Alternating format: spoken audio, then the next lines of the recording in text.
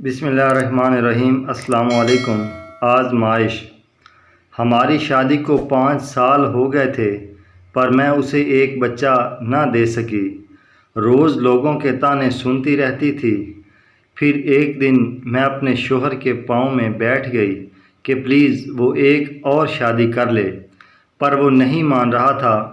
پھر میں نے اپنی قسم دی، پہلے بہت رویا، پھر مان گیا۔ ہمارا یہ فیصلہ سن کر سب بہت خوش ہو گئے، اور پھر شادی کا وقت آ گیا۔ اس کو تیار کیا، دلہا بنایا، اور سب سے زیادہ خوش بھی میں ہی نظر آ رہی تھی۔ اس کی شادی والی رات آج بھی مجھے یاد ہے۔ رات سے صبح تک اس کے کمرے کے باہر زمین پر بیٹھی رہی۔ وہ رات بہت ہی لمبی تھی۔ مجھے بہت درد تھا، پر آنسو ایک بھی نہیں تھا۔ صبح ہوئی تو دلہن کو تیار کیا ولیمے کے لیے۔ میرا شوہر بہت خوش نظر آ رہا تھا، اور میری خوشی اسی میں تھی۔ اصل کہانی تو شادی کے بعد شروع ہوئی۔ اس نے پورا 1 مہینہ مجھ سے بات نہیں کی، اور یہی چیز مجھے اندر سے کھا گئی، اور میں بیمار رہنے لگی۔ میرے سسرال والوں نے ان سے بول کر مجھے امی کے گھر بھیج دیا۔ 1 سال تک خبر ہی نہ لی کہ میں کس حال میں ہوں، زندہ ہوں یا مر گئی ہوں۔ وہ 1 سال قیامت کی طرح گزرا ہے۔ ایک دن میرے لیے قیامت سے کم نہیں تھا۔ 1 سال بعد اللہ نے ان کو ایک بیٹی اور بیٹے سے نوازا، تو ان کو ایک نوکرانی کی ضرورت پڑ گئی، اور وہ مجھے لینے آ گئے۔ والدین نے منع کرنے کے باوجود میں ان کے ساتھ جانے کے لیے تیار ہو گئی۔ سارا دن مجھ سے نوکرانیوں کی طرح کام لیتے، لیکن میں اس میں بھی خوش تھی۔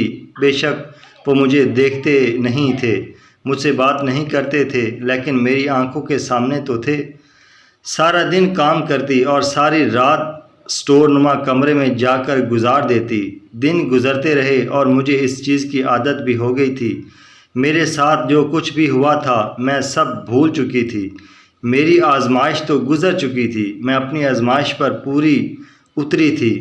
ایک دن وہ اپنی بیوی بچوں کے ساتھ شہر سے باہر گیا ہوا تھا، اور اس کا کار ایکسیڈنٹ ہو گیا، جس میں وہ خود تو بچ گیا، لیکن اس کے بیوی بچے اللہ کو پیارے ہو گئے۔ اپنے بیوی بچوں کی موت کے بعد وہ بے حد زیادہ پریشان رہنے لگا تھا، اور اسی طرح 4 مہینے گزر گئے۔ جب اس کا غم تھوڑا کم ہوا، حالت تھوڑی ٹھیک ہوئی، تو اس نے میرے نزدیک آنا شروع کر دیا۔ لیکن پتہ نہیں کیوں مجھے اس کا نزدیک آنا عجیب سا لگا۔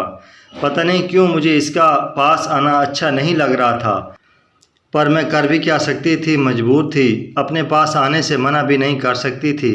مرد آخر مرد ہوتا ہے، وہ اپنے آپ کو ایڈجسٹ کر لیتا ہے۔ لیکن مجھے اپنی جگہ پر آنے کے لیے ٹائم لگا۔ ہم دوبارہ ویسے ہی ہو گئے جیسے پہلے تھے۔ وقت گزرتا رہا۔ اب میں نے دوبارہ اپنے آپ پر توجہ دینا شروع کر دی تھی۔ ہر وقت بن سنور کر رہتی، اور اسی طرح وقت گزرتا رہا۔ میں نے پرانی ساری باتیں بھلا دی تھیں، یہاں تک کہ میں نے کوئی گلہ شکوہ تک نہیں کیا۔ میرے ساتھ جو کچھ بھی ہوا تھا میں سب کچھ بھول چکی تھی۔ وقت گزرتا رہا، اور مجھے وقت گزرنے کا پتہ بھی نہ چلا۔ آج ہمیں دوبارہ ایک ساتھ رہتے ہوئے 1 سال 4 مہینے اور 10 دن ہو گئے تھے۔ پتہ نہیں میری خوشیوں کو کس کی نظر کھا گئی۔ ہمارے گھر میں ان کی تیسری شادی کی بات گردش کرنے لگی، اور اس کے گھر والوں نے اس کو تیسری شادی کے لیے منا لیا۔ لیکن اس بار میں نے ان کو منع کر دیا کہ آپ نے شادی نہیں کرنی، لیکن وہ باضد تھا کہ میں نے کرنی ہی کرنی ہے۔ میں اس کے پاؤں میں بیٹھ گئی اور اس کے پاؤں کو ہاتھ لگایا کہ خدا کے لیے اب تیسری شادی نہیں کرو۔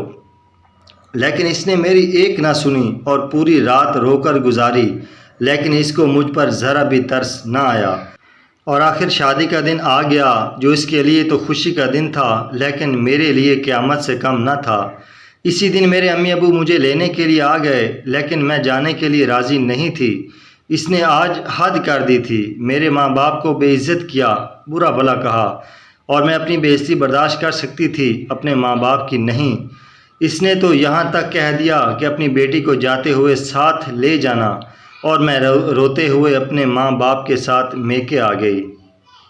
ابھی مجھے اپنے میکے آئے ہوئے 3 دن گزرے تھے کہ طبیعت خراب ہو گئی۔ امی کے ساتھ ہسپتال گئی تو وہاں جا کر پتہ چلا کہ میں ماں بننے والی ہوں۔ میں اتنی خوش تھی کہ میری خوشی کی کوئی انتہا نہیں تھی۔ جب سے مجھے پتہ چلا تھا کہ میں ماں بننے والی ہوں میں بہت زیادہ خوش تھی۔ میرے ساتھ اس نے جو کچھ بھی کیا تھا میں سب کچھ بھول چکی تھی، لیکن میں اس کے پاس نہیں جانا چاہتی تھی۔ میں نے فیصلہ کر لیا تھا کہ میں اپنی زندگی اپنے سہارے جیوں گی، اور یہ بات جب میں نے اپنے ماں باپ سے کی تو میرے بابا نے بولا آپ کی زندگی آپ جیسے مرضی جیو، ہمیں کوئی اعتراض نہیں ہے۔ یہاں سے میں نے اپنی نئی زندگی کا آغاز کیا۔ میں نے باپ اور بھائیوں سے مشورہ کر کے نوکری کرنی چاہی تو میرے بھائیوں نے بولا ہم مر گئے ہیں کیا؟ آخرکار وہ میری ضد کے سامنے ہار گئے اور انہوں نے اجازت دی کہ میں نوکری کر لوں، بلکہ میرے ساتھ کوشش کر کے مجھے ایک سرکاری اسکول میں ٹیچر لگوا دیا جو میرے گھر سے 5 منٹ کی مسافت پر تھا۔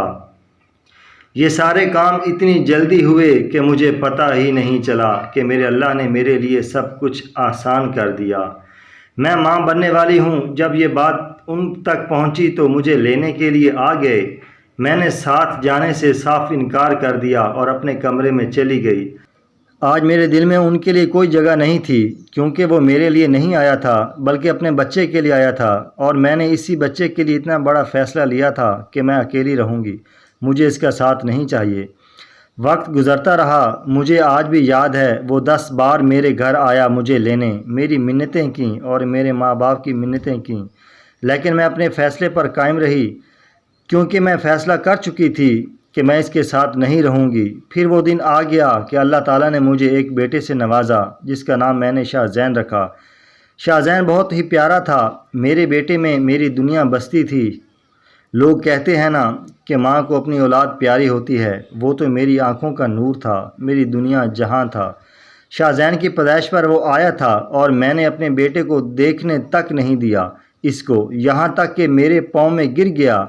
یہ صرف ایک بار مجھے اپنا بیٹا دیکھ لینے دو، لیکن مجھے وہ وقت یاد تھا جب میں اس کے پاؤں میں گری تھی، اس کے پاؤں کو ہاتھ لگایا تھا کہ تیسری شادی مت کرو۔ اس وقت اس نے مجھ کو بے عزت کیا، پورے خاندان کے سامنے میرے ماں باپ کو ذلیل اور رسوا کیا تھا۔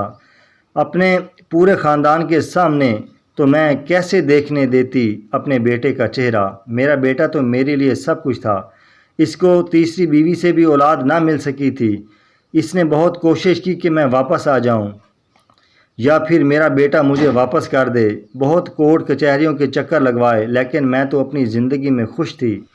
میرے بھائیوں نے مجھے اچھا سا گھر بنا کے دیا اور میرے بابا اور بھائیوں نے مجھے جائیداد سے برابر حصہ دیا، جو کہ میں نے لینے سے صاف انکار کر دیا، کیونکہ مجھے زمین جائیداد نہیں، اپنے بھائی پیارے تھے، وہ میری ہر ضرورت کا خیال رکھتے تھے۔ بھائیوں نے مجھے سمجھایا اور شہر کے مرکز میں جو ہماری 8 دکانیں تھیں وہ میرے نام کر دیں اور مجھے ان کے فیصلے کا احترام کرنا پڑا۔ آج اس بات کو 34 سال ہو گئے ہیں اور میں اپنی زندگی سے بہت خوش ہوں۔ شاہ زین بھی میرا فرما بردار ہے، اللہ کا دیا سب کچھ ہے، کسی چیز کی کمی نہیں ہے، لیکن میں کبھی کبھی سوچتی ہوں کہ اگر میں اس کے ساتھ چلی جاتی تو پتہ نہیں میری زندگی کیسی ہوتی، کیا پتہ میں اتنی خوش رہ پاتی یا نہیں۔ تو دوستو، اگر آپ کو یہ ویڈیو اچھی لگی ہو تو پلیز ہماری حوصلہ افزائی کے لیے ہمارا چینل آصف بخاری سکلز سبسکرائب ضرور کیجیے گا۔ جزاک اللہ۔